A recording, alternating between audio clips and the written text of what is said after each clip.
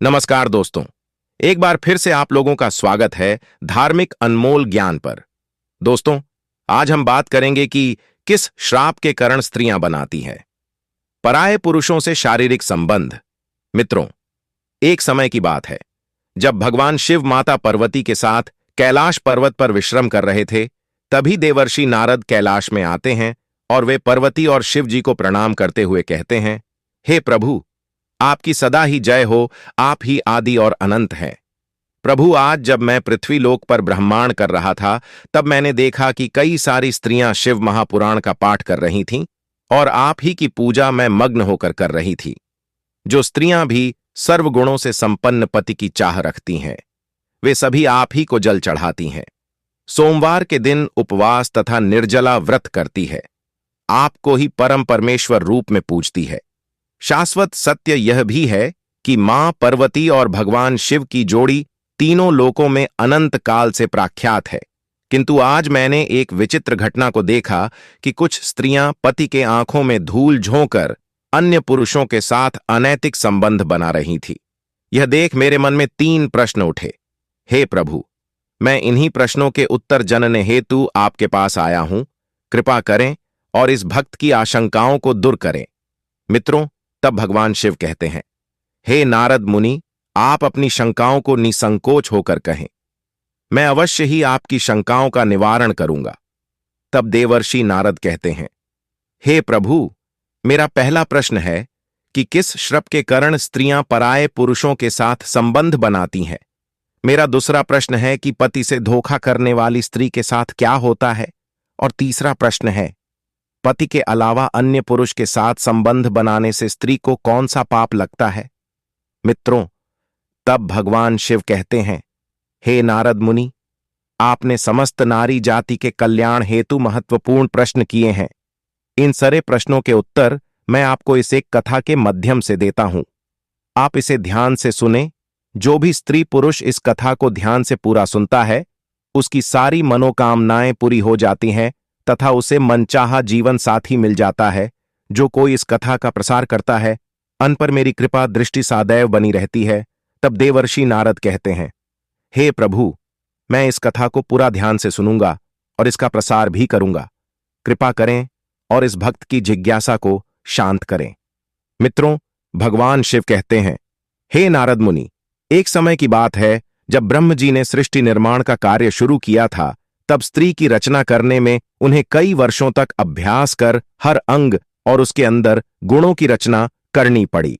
उसके मन को अति जटिल प्रकार से निर्माण किया गया, इसलिए स्त्री के मन को समझ पाना बहुत कठिन होता है। उसके अंदर सौम्यता और निष्ठुरता के दोनों गुणों को डाल दिया था। उसी प्रकार से उन्होंने स्वयं के शरीर से एक कन्या भी उत्पन्न की थी, जिसका नाम अहिल्या था।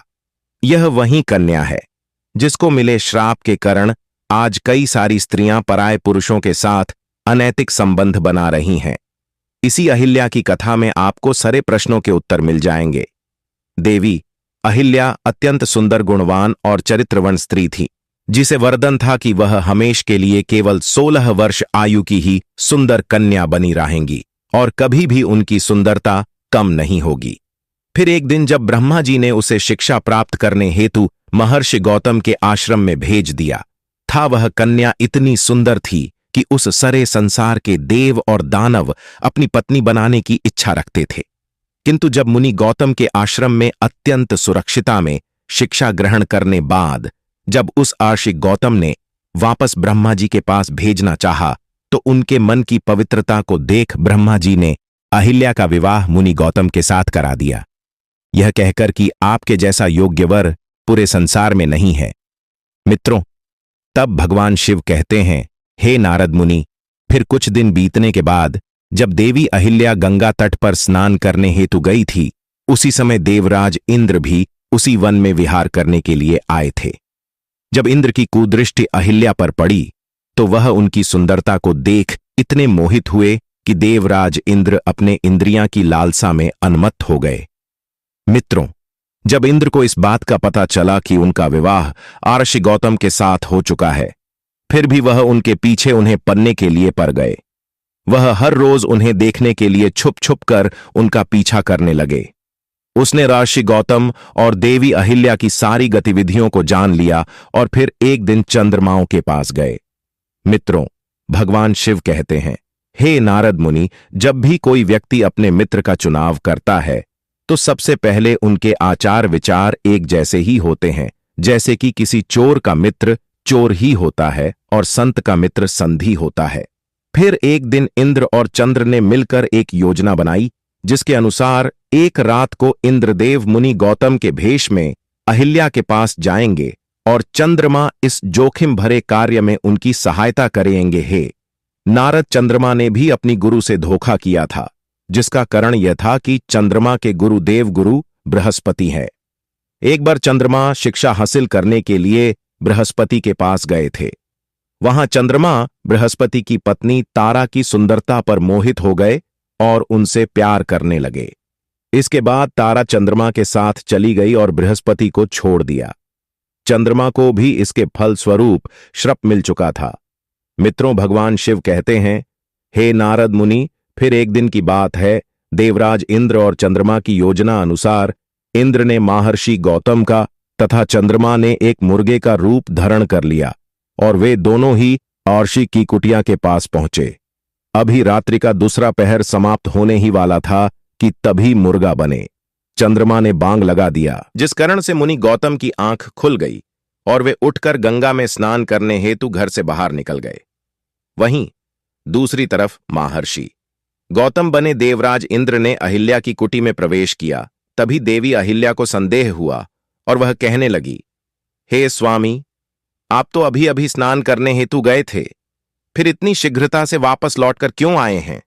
कोई समस्या है तो आप मुझसे कहिए। तभी मुनि रूप धारण करने वाले इंद्र बोले, हे देवी, में मेरे मन कम वासना जग उठी है, आप इसे शांत कीजिए, फिर मैं स्नान पूजा आदि कार्य करने हेतु चला जाऊंगा। अपने पति को ऐसे व्याकुल देख अहिल्या शर्माते हुए बोली, हे स्वामी, अभी तो प्रातः काल है, इस समय मुझे कम क्रिया करना ठीक नहीं लगता। किंतु इंद्र ने अहिल्या को अपने पतिव्रता धर्म की कसम दिलाते हुए उन्हें शारीरिक संबंध बनाने पर मजबूर किया। मित्रों, भगवान शिव कहते हैं, हे नारद मुनि, दूसरी तरफ जब ऋषि गौतम स्नान करने हेतु जब गंगा तक पर गए तो उन्होंने देखा कि कोई भी अन्य व्यक्ति वहां पर नहीं था और काफी समय बीत जाने के बाद भी वहां गहरा अंधेरा छाया हुआ था। उन्हें जब किसी अनहोनी का आभास हुआ तब वे शीघ्रता से अपने घर वापस आए और उन्होंने देखा कि कोई अन्य व्यक्ति उनके जैसा रूप बनाकर उनकी ही पत्नी के साथ भोग विलास कर रहा है। ऋषि गौतम को देख अहिल्या और देवराज इंद्र अचरज में पड़ गए तथा शर्म के मारे दोनों ने झुकी नजर से अपने वस्त्र परिधान किए। तभी ऋषि गौतम को अपनी पत्नी की ऐसी हालात देख उन्हें बहुत गुस्सा आया और वे बोले, हे दुष्ट नारी, आज तुमने अपना पतिव्रता धर्म खंडित किया है तो अभी इसी क्षण में तुम्हें त्याग देता हूं। तुम्हें अपने और पराये पुरुष में कुछ भी भेदभाव महसूस नहीं हुआ है। तुमने देवी होकर भी ऐसा घृणित और सामाजिक निंदनीय कार्य किया है। आज मैं तुम्हें और समस्त नारी जाति को यह श्राप देता हूं कि तुम कभी भी अपनी काम वासना को शांत नहीं कर पाओगी।